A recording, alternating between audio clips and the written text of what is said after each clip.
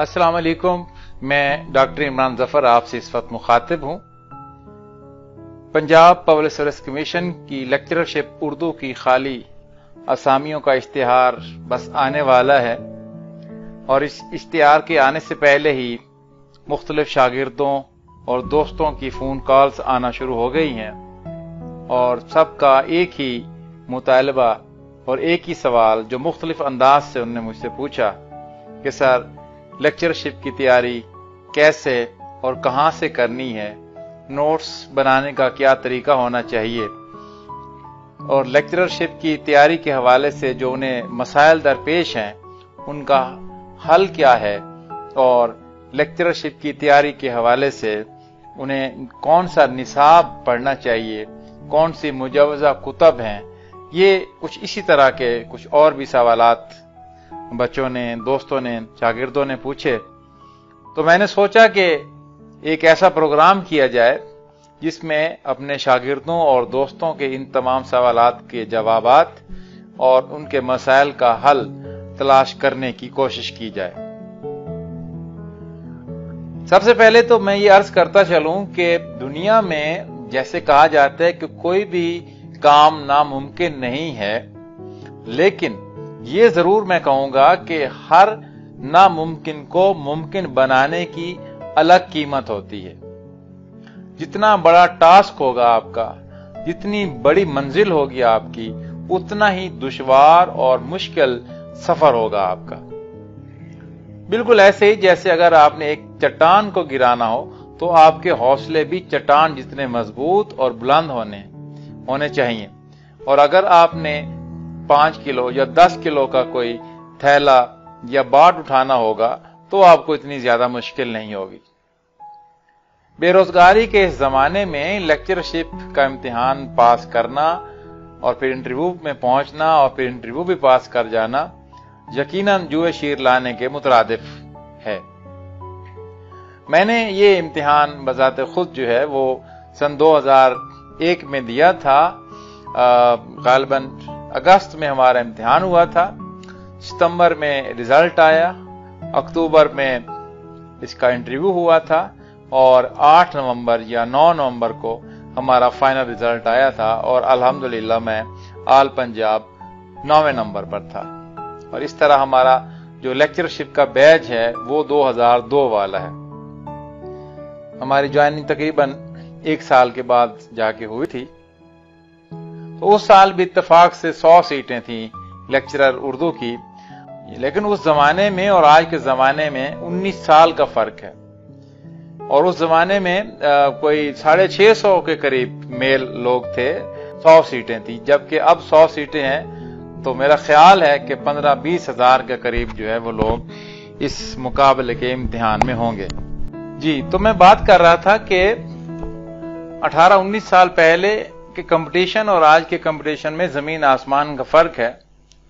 अब भी सीटें तो 100 ही हैं, लेकिन अब कोई 15-20 हजार के करीब उम्मीदवार होंगे, इसलिए मुकाबला सख्त नहीं बल्कि सख्त तरीन होता जा रहा है। ऐसी सूरत हाल में लेक्चरशिप की तैयारी कहां से करनी चाहिए और कैसे करनी चाहिए, ये एक बहुत बड़ा सवालिया निशान है और ये एक बहुत बड़ी परेशानी है जिससे हमारे तालिब इल्म अब दो चार हैं।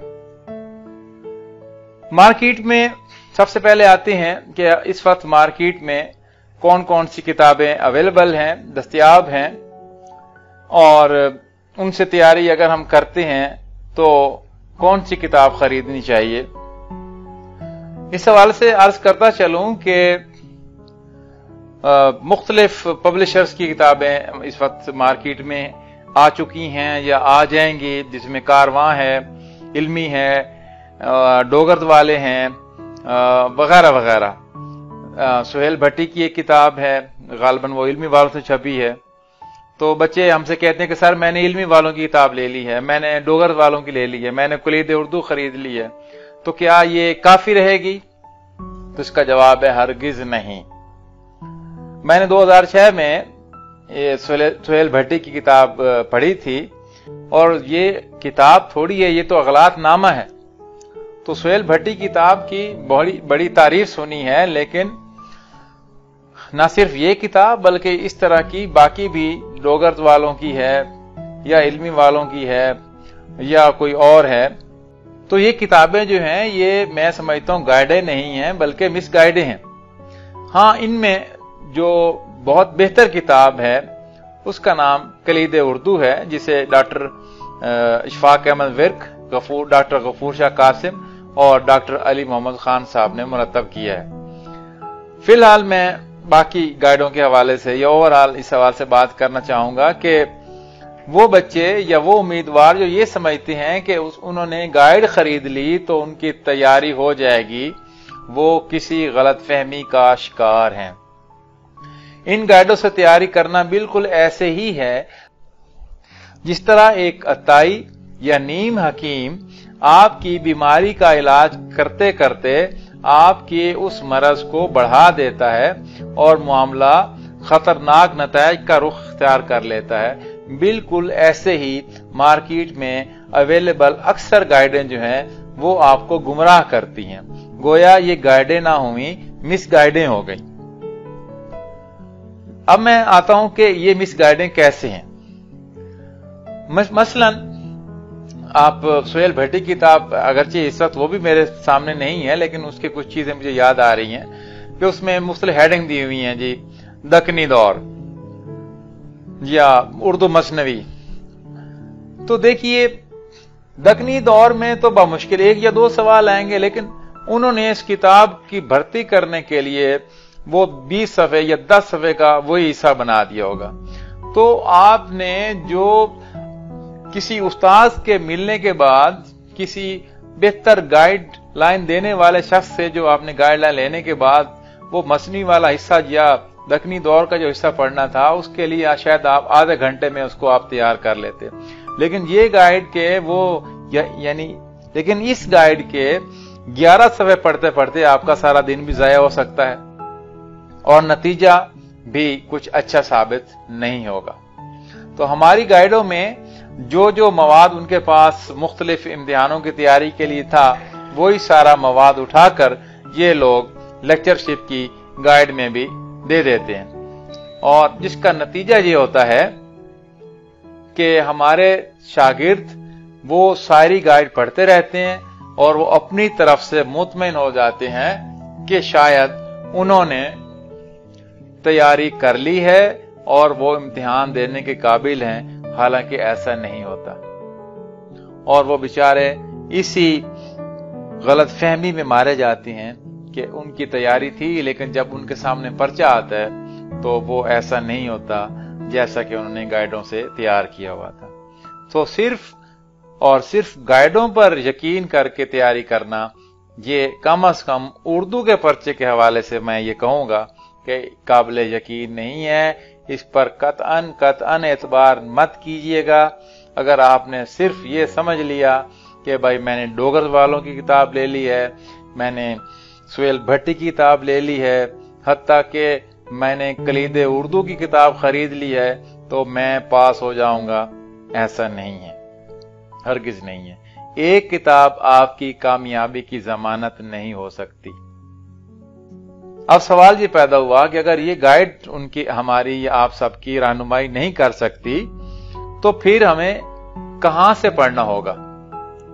इस सिलसिले में मैं आपसे 2-4 गुजारिशात करूंगा कि आपको ये चीजें पढ़ने के लिए सबसे पहले आपको अपने एमए का निसाब देखना होगा।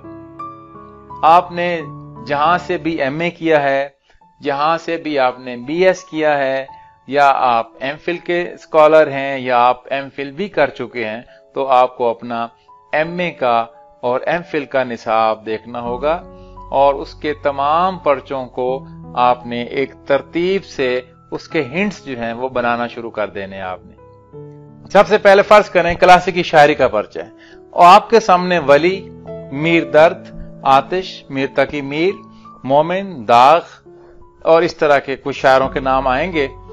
तो आपने हर शायर का हालात जिंदगी मुख्तसरन सिर्फ हिंट्स लिखनी है।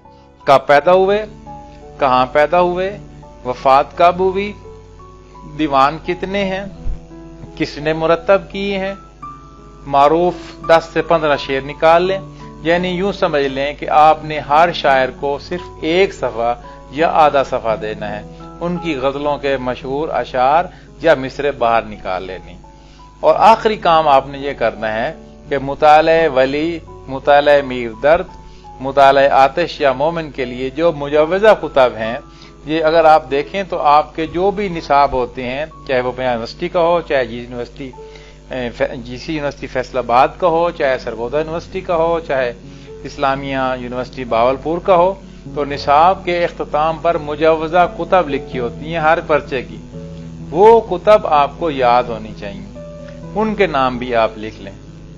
اس طرح آپ دوسرا پرچہ، تیسرا پرچہ جو بھی آپ نے جس ترتیب سے پڑھے ہوئے ہیں، ثانی نثر کا پرچہ ہے، اسالیب کا ہے، یا اردو ادب 20ویں صدی میں پڑھا ہے آپ نے، تو ہر شاعر یا نثر نگار کو آپ اسی ترتیب سے ایک ایک صفحہ، آدھا آدھا صفحہ کرتے جائیں اور اس کو دہراتے جائیں۔ زیادہ تفصیل میں جانے کی ہرگز ضرورت نہیں ہے۔ اس طرح آپ ایم اے پارٹ 1 اور پارٹ 2 کے سارے پرچے، خاص طور کے جو ایم اے کے اسٹوڈنٹ ہیں اور یونیورسٹی کے اسٹوڈنٹ ہیں، تو وہ لازمی پرچوں پر توجہ دیں گے، اختیاری پرچوں پر زیادہ توجہ دینے کی ضرورت نہیں، وہ آپ کے اپنے اختیار میں ہے۔ تو یہ سب سے پہلے آپ نے اس تجویز پر آپ نے عمل کرنا ہے۔ فی الحال اتنا ہی، باقی باتیں میں انشاءاللہ اگلے پروگرام میں آپ کے ساتھ شیئر کروں گا۔ تب تک کے لیے مجھے اجازت دیجیے۔ اللہ حافظ۔